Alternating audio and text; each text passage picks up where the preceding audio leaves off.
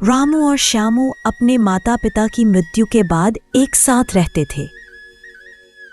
दोनों सूरज निकलते ही खेत पर चले जाते थे, लेकिन छोटा भाई श्यामू रामू को बाप का दर्जा देता था। श्यामू जब 10 साल का था तभी इनके माता पिता की मृत्यु हो गई। तब से रामू ने श्यामू को बाप की तरह पाला। गीता श्यामू के जाने के बाद घर पर अकेली रहती थी। कहने को तो एक घर में रहते थे, पर दोनों देवरानी जेठानी की नहीं बनती थी। श्यामू की पत्नी गीता शांत स्वभाव की थी, वही रामू की पत्नी कुसुम बहुत गुस्से वाली और झगड़ालू थी। भाई, लगता है इस बार फसल बहुत अच्छी होगी। इस बार किस्मत शायद अपने साथ है। भाई, अगर ऐसे ही हम दोनों मेहनत करते रहे तो अपनी गरीबी जल्द दूर हो जाएगी। दोनों भाई घर पर बैठे होते हैं। भाई, आज खेत में बहुत मेहनत करनी पड़ी, लेकिन फसल अच्छी लगेगी।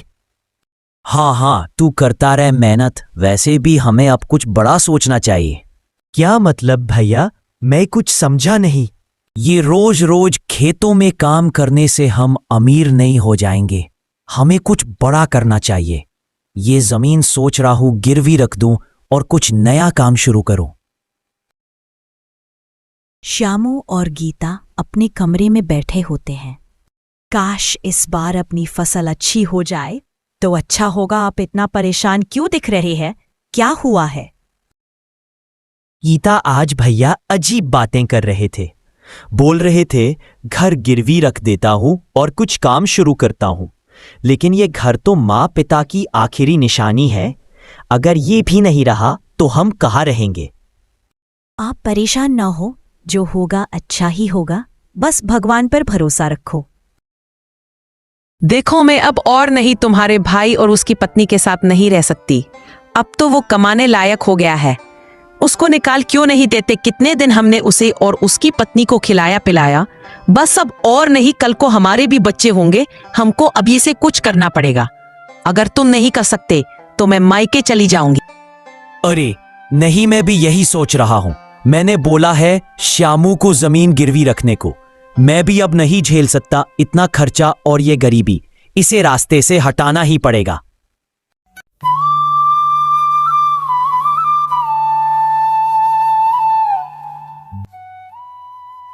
हर रोज के जैसे श्यामू और उसकी पत्नी रामू के पास जाते हैं। भैया, क्या हुआ? आप अभी तक तैयार नहीं हुए? खेत पर नहीं जाना क्या? तबीयत खराब है क्या आपकी? नहीं देवर जी, अब से आपके भाई आपके साथ काम नहीं करेंगे। हमने बहुत गरीबी देख ली। बस अब और नहीं। हम अब तुम दोनों का खर्चा नहीं उठा सकते। अच्छा यही होगा कि हम अलग हो जाए। भैया, ये भाभी क्या कह रही हैं? ठीक ही तो कह रही है कुसुम। हमने बहुत खर्च उठाया है तुम्हारा। हमें भी अपने भविष्य के लिए कुछ करना है। बस बहुत हुआ। अच्छा यही होगा कि तुम अपना हिस्सा लो और अलग हो जाओ तुम अपने रास्ते। मैं अपने रास्ते और नहीं खेतों में काम कर सकता। भैया, अगर हमसे कोई गलती हुई है तो माफ कर दो। ऐसा मत करो। माँ पिताजी की आखिरी निशानी है।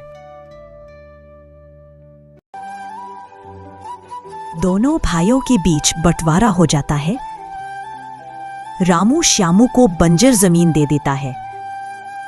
श्यामू अपनी बंजर जमीन पर जी जान से मेहनत कर रहा होता है। वही गीता पास एक पत्थर पर बैठकर रो रही होती है और दूसरी तरफ कुसुम और रामू बहुत खुश होते हैं। अच्छा हुआ जो बोझ हमारे सर से उतरा। कितना भी कमाओ पता ही नहीं चलता था। चलो बला टली। कुसुम में सोच रहा था कि हम ये जमीन बेचकर क्यों ना शहर चले और ऐश की जिंदगी जिए। सही कह रहे हो आप। अच्छा हुआ वो लोग चले गए। वैसे आपने शहर जाने का कैसे सोचा? चलो अब कोई अच्छा ग्राहक देखकर जल्दी इस जमीन को बेचो और शहर चलो। मेरा भी बहुत मन है शहर जाने का। अच्छी जमीन को अच्छे दाम पर बेचकर शहर चला जाता है। शहर जाने के बाद रामू और उसकी पत्नी कुछ काम नहीं करते, बस पूरा दिन सोना और खाना।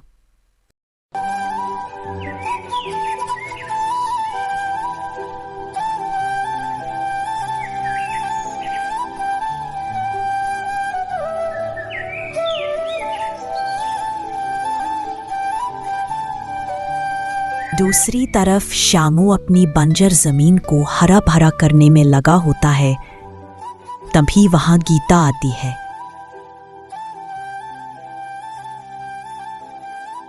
श्यामू, आप कब से काम कर रहे हो? घर से बिना बताए ही आ गए। कुछ खा लो, सुबह से भूखे हो। गीता, मेहनत करूंगा तभी तो इस बंजर जमीन को उपजाऊ बना पाऊंगा। मैं तुम्हें अब और परेशान नहीं रख सकता। मैं भी चाहता हूं तुम भी अपने पसंद की चीजें खरीदो, अपने पसंद के कपड़े पहनो। मैं तुम्हारी हर इच्छा को देखना एक दिन जरूर पूरा करूंगा। शहर की चकाचौंध में रामू बर्बादी के दहलीज पर खड़ा था। सुनो, जब से शहर आए हैं आप कोई काम क्यों नहीं करने जा रहे? ऐसे तो हम बर्बाद हो जाएंगे। ऊपर से ये घर भी किराए का है। मैं अब कोई काम नहीं करूंगा। ये जो जमीन के पैसे हैं इन्हीं से खर्चा चलेगा। मुझे ऐसी ही जिंदगी चाहिए थी हमेशा से। श्यामू की मेहनत रंग लाई। उसके खेतों में फसलें लहरा रही थी। अब उसका मकान भी पक्का हो गया था।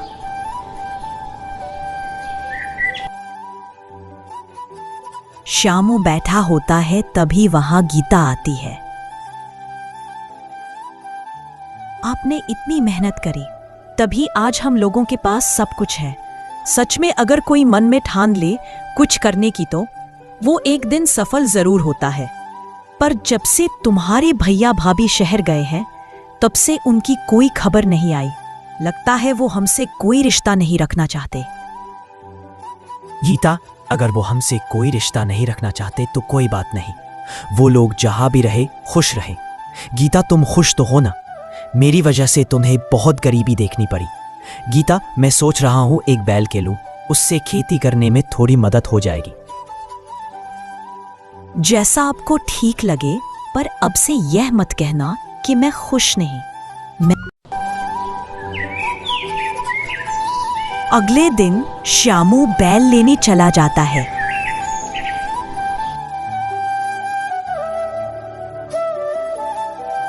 श्यामू पास के गांव में रह रहे धनीराम से एक बैल खरीदता है। बैल को लेकर गीता और श्यामू अपने दूसरे खेत पर जाते हैं।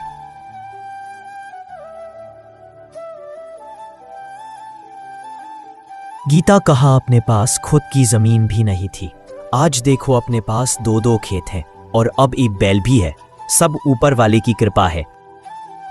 शहर में अपना पैसा और समय बर्बाद करने के बाद रामू और कुसुम गांव पहुंच जाते हैं और कोई ठिकाना ढूंढ रहे होते हैं। वही पास में बैठे काका के पास जाते हैं और श्यामू का पता पूछते हैं। काका, ये श्यामू कहाँ रहता है? मैं उसके घर गया था, वो बंद था। आपको पता है कि अब वो कहाँ रहता है? कैसे भाई हो तुम जो लालच में घर बेच दिया? बेटा, पैसा और ऐश कुछ दिन की होती है, पर जो मेहनत करता है वो कभी खाली नहीं जाता। रामू और कुसुम श्यामू के घर पहुंचते हैं। श्यामू चौंक जाता है।